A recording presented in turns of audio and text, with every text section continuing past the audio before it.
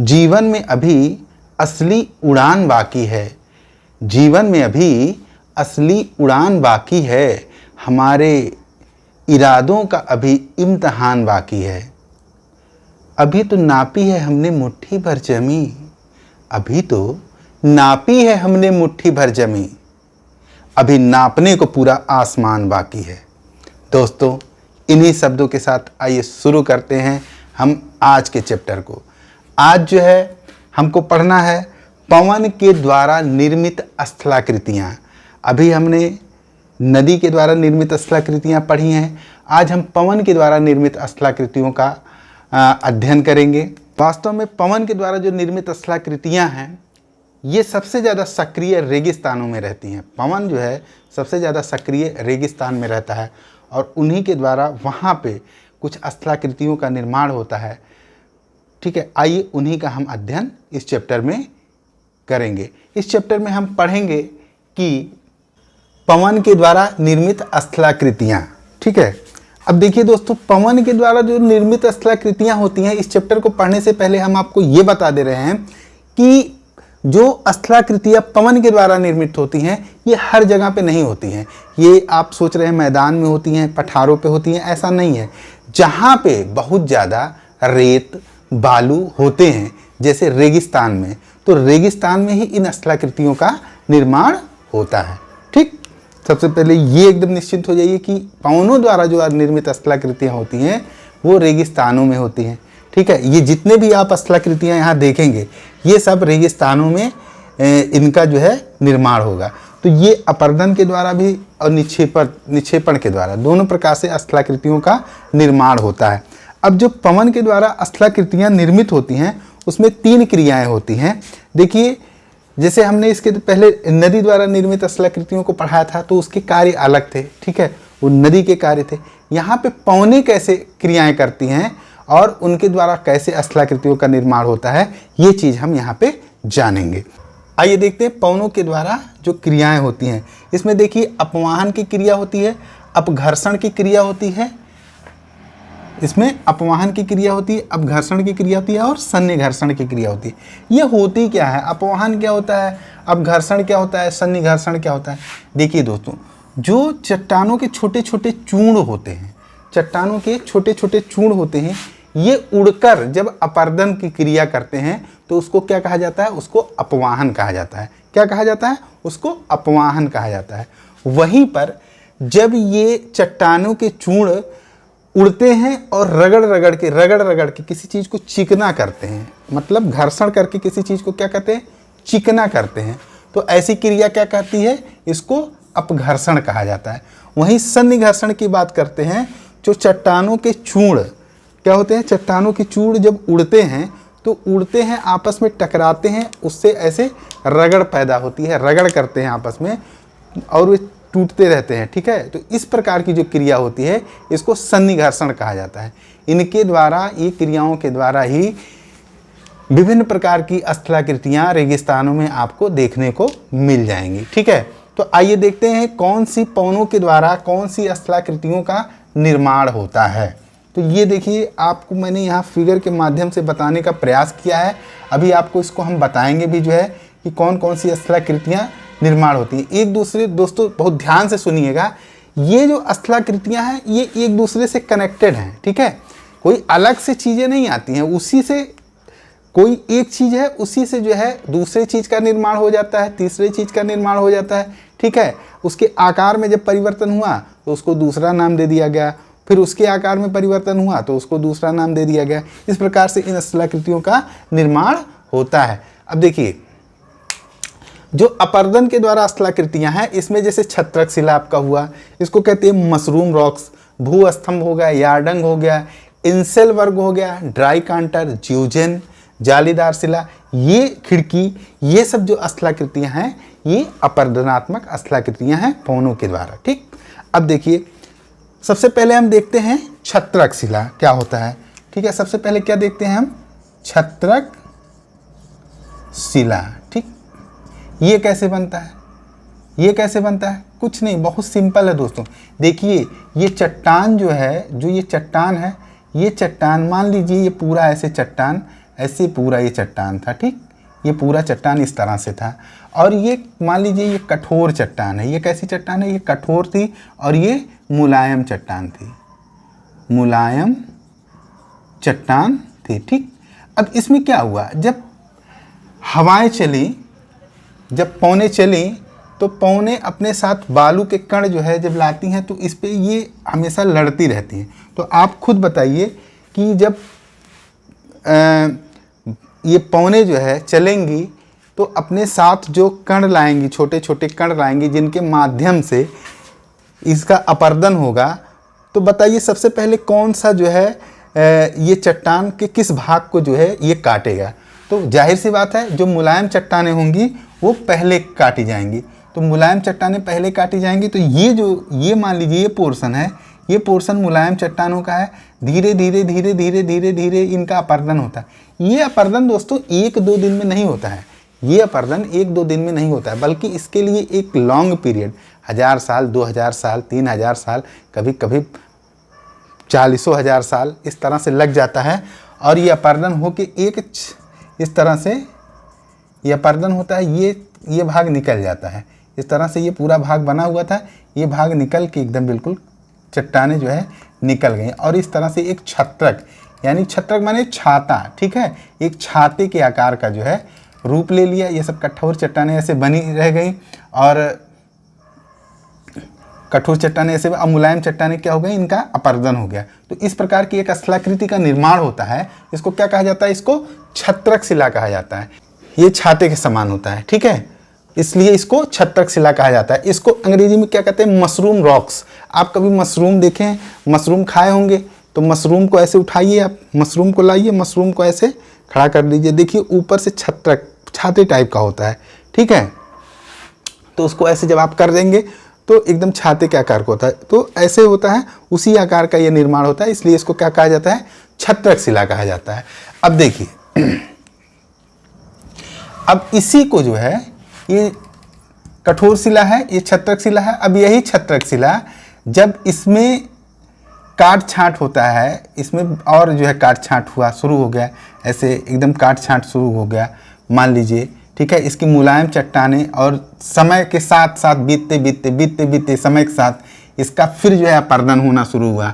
अपर्दन की क्रिया होती रही, अपर्दन की क्रिया होती रही और ये सब भाग क्या हुआ, ये सब भाग जो है इसका कट के ये रूप को प्राप्त हो गया। क्या हुआ? ऐसे स्तंभ टाइप का आ गया, ऐसे स्तंभ टाइप का बन गया, ठीक है। तो ऐसी जो स्थलाकृति है, जो ऐसी स्थलाकृति का निर्माण हुआ, इसको क्या कहा जाता है? इसको कहा जाता है भू स्तंभ। क्या कहा जाता है? भू स्तंभ, ठीक है। मतलब एक स्तंभ के रूप में हो गया। ये ऊपर वाला भाग कट गया, इधर वाला भाग कट गया, तो यही चीज़ें किस में कन्वर्ट हो गई? भू स्तंभ में कन्वर्ट हो गई। अब देखिए, तो इससे इसका निर्माण हो गया, ठीक है। बहुत बहुत ध्यान से सुनिएगा, इसी चीज़ से कई चीज़ों का निर्माण अभी हमको देखने को मिलेगा, ठीक है। तो देखिए, इससे जो है भू स्तंभ का निर्माण हो गया। ये जो है अगल बगल वाली जो चट्टानें हैं, ये कठोर चट्टानें धीरे धीरे समय के साथ इनका क्षय होता गया और ये स्तंभ के रूप में ऐसे बनी रह गई। तो देखिए, ये जो है इसको क्या नाम दे दिया गया? भू स्तंभ दे दिया गया।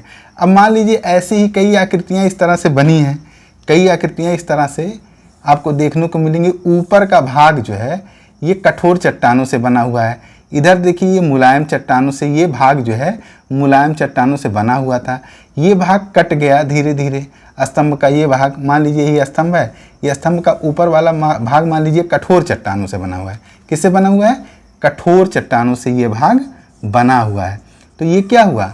नीचे वाला भाग ये इसका अपर्दन हो गया, कट गया, तो ये एक दवात के समान दिखाई देने लगता है। कैसा दिखाई देने लगता है? एक दवात के समान। आप कभी दवात देखे होंगे, दवात जैसे पुराने समय में दवात चलती थी, ठीक है। तो दवात में क्या होता था? स्याही भरा जाता था, ऊपर वाला भाग ऐसे ढक्कन टाइप का होता, तो ये दवात की तरह इस तरह दिखाई देता है। ऊपर का भाग जो है ये बचा रहता है क्योंकि ये कठोर चट्टानों का बना होता है। तो क्या होता है?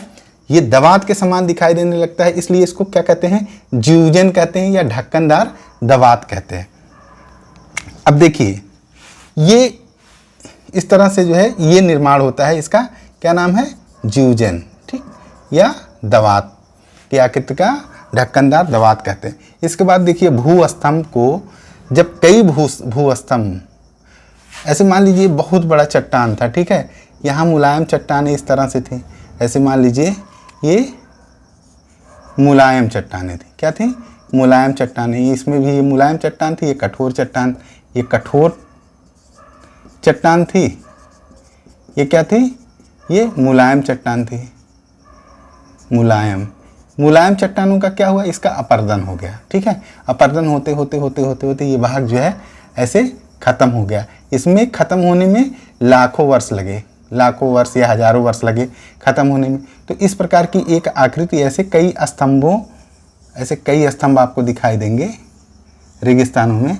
तो इस प्रकार की जो आकृति हमको दिखाई देती है इसको कहा जाता है यारडंग। क्या कहा जाता है, यारडंग कहा जाता है, ठीक है, इसको क्या कहा जाता है, यारडंग।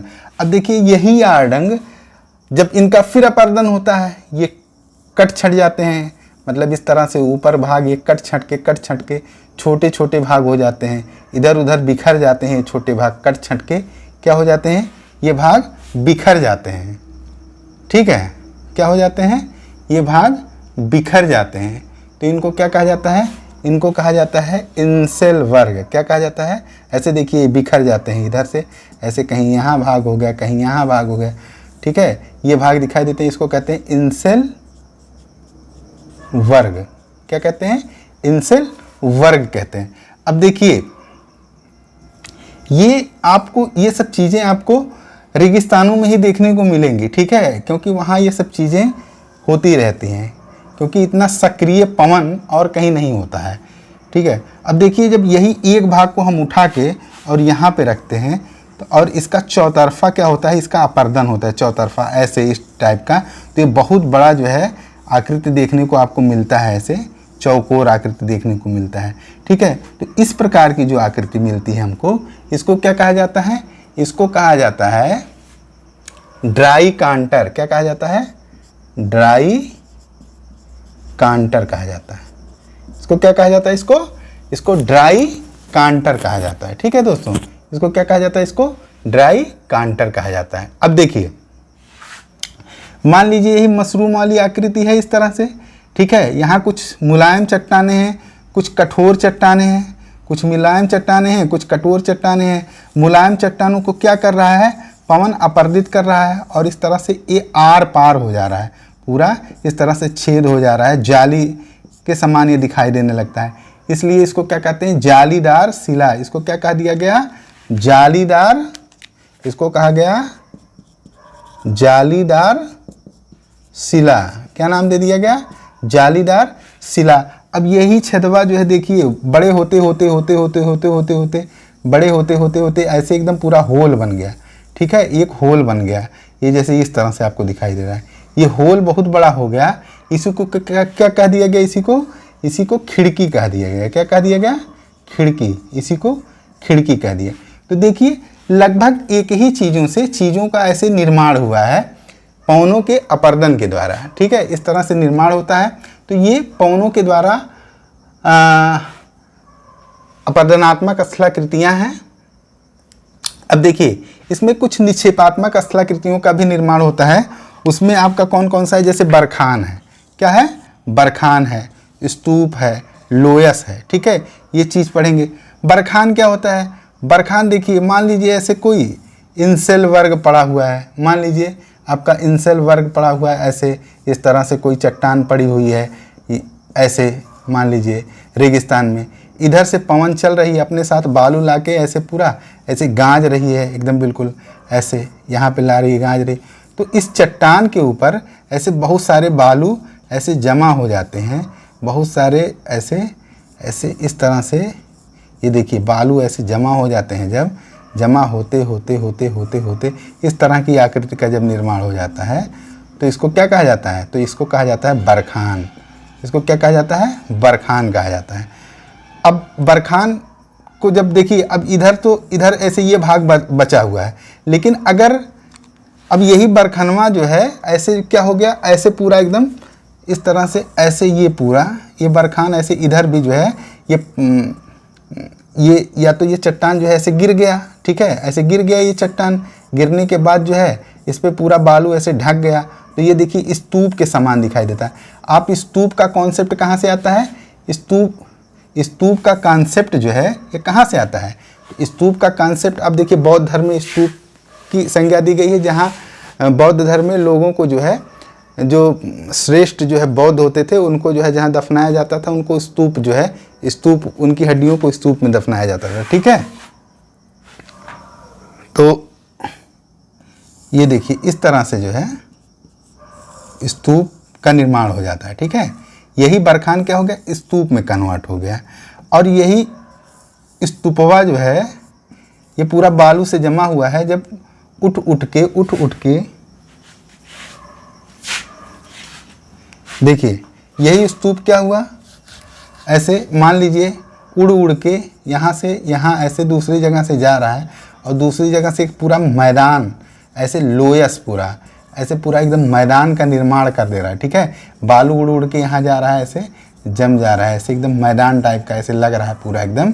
इसको क्या कहते हैं? लोयस का मैदान, लोयस का मैदान। ठीक है, तो इसी चीज़ों से देखिए यहाँ पे भी एक तीन चीज़ें एक दूसरे से कनेक्ट हैं। आपका बरखान कन्वर्ट हो गया स्तूप में। स्तूप जब उड़ा जो है, इससे जो है जो भी बालू वोलू है या जो भी चीज़ें हैं पवन के द्वारा जब उड़ी, चट्टानें छोटी छोटी जो बालू हैं, कण हैं, ये उड़े एक जगह पे, जब जाके इस तरह से जो है ऐसे फैल के जो है क्या हुए, जमा हो गए, तो इसको लोयस का मैदान कह दिया गया। सबसे बड़ा लोयस का मैदान देखा जाता है तो वो कहाँ पे है? वो आपका चाइना में है। चाइना में सबसे बड़ा लोयस का मैदान है। ठीक है, अब देखिए और कुछ शब्द हैं जिनको आप जान लीजिए। जैसे आपका बालसन क्या होता है?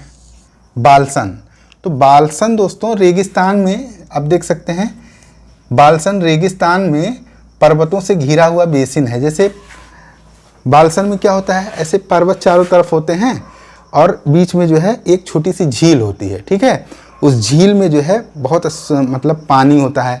ठीक है, तो और उसके चारों तरफ रेगिस्तान होते हैं और वो झील जो है चारों तरफ से पहाड़ों से घिरा होता है। ठीक है, तो पहाड़ का काम ये होता है कि जो रेगिस्तान का बालू है ये उड़ के जो है उस झील में नहीं आ पाता है, क्योंकि पहाड़ें उनको क्या कर देती हैं, रोक देती हैं। तो उनको क्या कहा जाता है? बालसन कहा जाता है। क्या कहा जाता है दोस्तों? बालसन कहा जाता है। अब देखिए इसके बाद एक शब्द है प्लेया। प्लेया क्या होता है? तो प्लेया जो है ये अल्पकालीन झील होती है, कुछ समय के लिए झील बनती है और ये कहाँ पे मिल जाती है? ये आकर बालसन में क्या होती है? मिल जाती है, और ये झील क्या हो जाती है? सूख जाती है। इसी क्या कहा जाता है? इसी को प्लेया कहा जाता है। सेलिनास क्या होता है? तो सेलिनास जब प्लेया में अधिक नमक जम जाता है, प्लेया में अधिक नमक जम जाता है, तो उसको क्या कहते हैं? उसको कहते हैं आपको सेलिनास कहा जाता है। उसको क्या कहा जाता है? सेलिनास। बजाडा क्या होता है?